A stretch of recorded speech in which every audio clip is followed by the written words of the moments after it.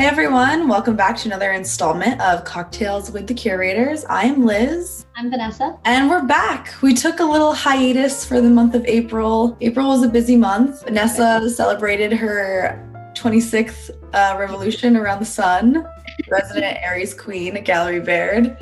Also the million side projects that you have going. You had your thesis that you were working on. I submitted my master's thesis, which was insane. It was so much work. I can't believe that I survived it. Feels so good. But like with all of that going on, it was like we need a little mini break, but we're back and we're ready to drink alcohol.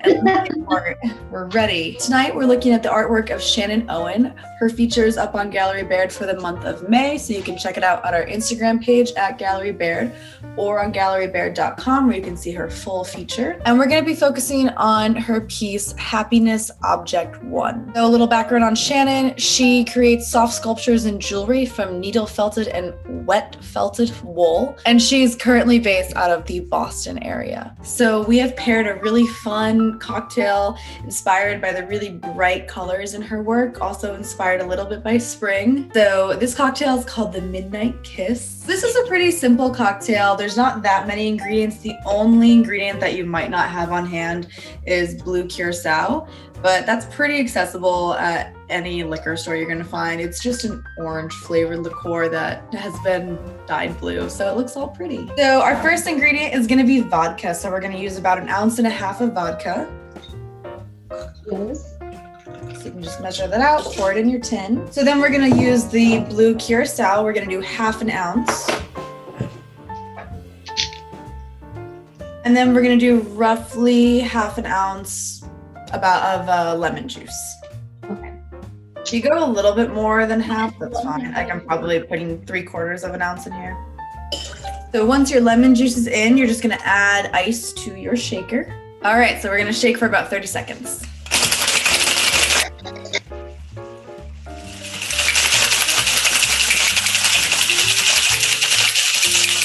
And then you're just going to pour into whatever glass you've chosen. Isn't that color fun? I love it. And then we're gonna top off this drink with a little bit of sparkling wine. So you have Prosecco, I have Cava. Whatever white sparkling wine you have will do the trick. But I'm a firm believer that when opening wine, the hardest part is cutting the label. But once you've got the label off, you're kind of in the clear. So you're gonna see the little twisty knob thing. All right, so you're gonna unscrew that, but don't actually take the cage off. Then turn it away from your face. Hold this tight, but you're actually gonna turn the bottom. Turn that slowly, and you just do it super slow, controlled. So that was a little bit louder of a pop than I would have wanted to make. If you're opening champagne like the right way, you won't make a loud noise. So then you're just gonna top off your cocktail with a little bit of sparkling wine. So you can garnish with a lemon or a lime or an orange. An orange would probably be best. I forgot to get an orange while I was at the grocery store today, but I do have a little cocktail umbrella. In preparation for this, I did go a little crazy looking at all the different toppers. Oh my God, Yeah. it's so cute. I feel like I'm just gonna use them now, like every time I make myself a drink. I'm just gonna add a little fun. I know, because they're just so fun Really? and cute. But there we go, the Midnight Kiss. Cheers. Cheers. Give it a try.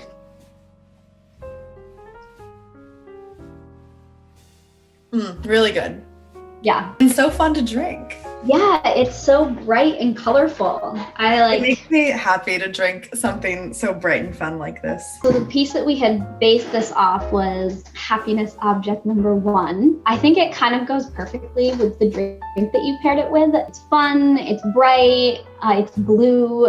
Yeah. And then with the little toppers, right? You've got all that extra color. Honestly, just like a lot of her work. Yeah, so Shannon's artwork, I mean, when you first look at it, like the bright colors, like the neon element of it is so obvious. So I definitely wanted to pull bright colors out of it. This is a series that Shannon does. There's Happiness Object Original, Happiness Object 1, 2, and 3. We have the entire series up on Gallery Baird, and they are all super fun and bring out different colors. These objects kind of look like something from under the sea. Happiness Object 1 kind of looks like a carrot that would grow in like the Great Barrier Reef, like a super colorful, fun carrot.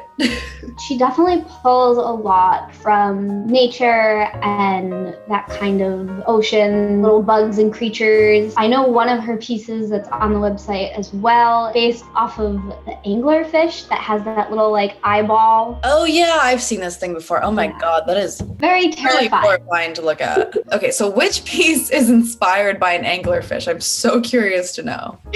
Yellow angler alien. And this piece is really great too, because on the website they also show it in UV light, in black light. So a lot of her work also has this transformation element depending on the kind of light and environment it's in. The other thing too that I wanted to say was that while we are kind of focusing a lot on her bright, colorful work, she does have another side to a lot of her work, which is more white tones and kind of calming, almost kind of like sensory objects are kind of what they feel like. It's really interesting to see them put side by side, right? Because you have these kind of calm versions and then these crazy colorful pieces right next to each other. On the Gallery Baird website, you'll literally see her piece Bumpy Nodes, and that is actually right next to Happiness Object 1, which we based this cocktail off of. So you can like literally see that juxtaposition. And the thing that shines through on all of her pieces is the texture. Since she's using felted wool, like you can really visualize like how those pieces feel. And the shapes as well. There's a lot of similar shapes, lots of curviness to the work. You can kind of break them down very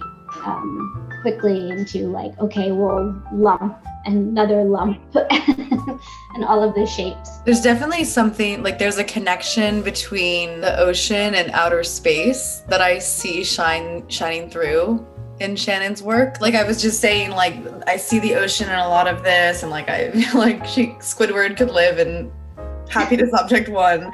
But also, like, there's this undeniable outer space, like, extraterrestrial element to her work. I mean, her work is literally, some of it's named, like, Small Yellow Alien, or there's the assortment of aliens. I just think it's interesting to think about that connection between, like, this world under the water and this world, like, outside of the earth. Yeah, I mean, even deep sea is kind of talked about as, like, otherworldly, as, like, outer space-like, because it is so vast. There's a lot that we probably don't know about under the water. Something that I've just been thinking about too is like, you don't necessarily see these bright colors put together in nature. You have them in their own pockets, but we also have a limited view of what colors we can see. Even like with the black light pieces, I'm just thinking about how scorpions light up just like this under black light. In a sense, I feel like her work is kind of commenting on the color spectrum, what we see every day, maybe like how we see the world, but then also like there's this whole other way to view the world,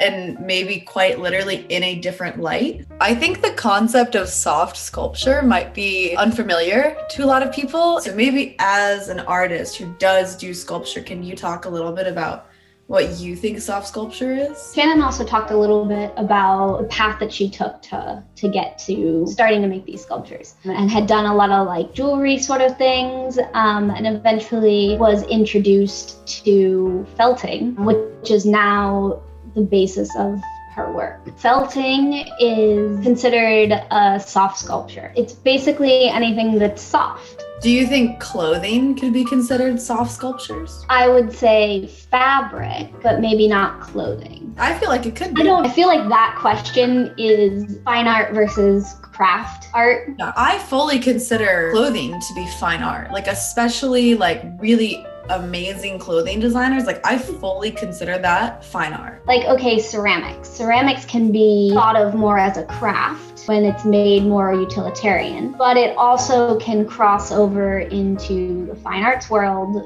when it's more sculptural. Her work actually plays a little bit into this too, because I would say as well that felting is thought of more as like craft. However, it depends, I think, on the lens you're looking at it. And who's defining what fine art is? I don't think there's anything necessarily unsophisticated about having utilitarian purposes. I agree, and I think a lot of that is kind of an old school way of thinking. What are institutions, what are galleries, what are museums showing? These institutions are the cultural tastemakers. They're deciding what's worthy of viewing, what's worthy of purchasing. I like that her artwork kind of spurred this discussion between us, because I feel like this is a discussion that Gallery Baird should be having, because we do kind of cross that line between craft and fine art. I think it's an important conversation to be having. I kind of like the idea of art being wearable, like, and it's more accessible in that way. You can even see in her necklaces that Shannon has, which are on the gallery website. That's wearable fine art. I hope that we can be a space where we can continue to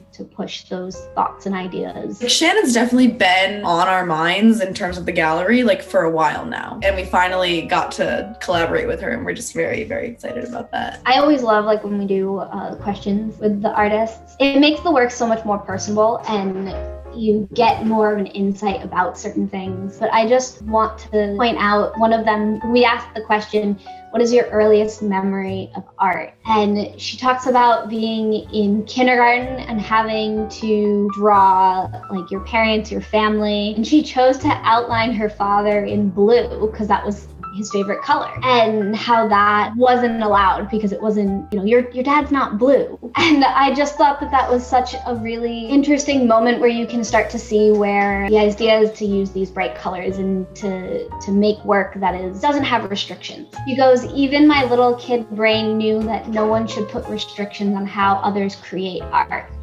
I've carried that. I love that sentiment. And I also love the sentiment where she's like, art comes in many forms, let it surprise you. Yeah, it ties back to, what we were talking about with fine art versus the craft versus all those intersections. You enjoy the making process, and the viewer enjoys seeing what you've made. And as long as that is happening, then it works. It doesn't need necessarily all these specific labels to it. Let that child create in the way they want to create. Like, obviously her dad isn't blue, but if she's interpreting it as such, like, that's special. That's a gift. Like, why would you not allow her to express her creativity in that way? You can really see that sentiment, like, has stayed true, because I do feel like there's this element of like no rules. Also, our trademark Gallery Baird question, you're a new addition to the crayon box, what would you be? I feel like, so I should say that Shannon's answer was luminous neon yellow. And she said, I'm sure they make neon colored crayons. She prefaces it by saying that her neon crayon would light up when it's activated on the surface.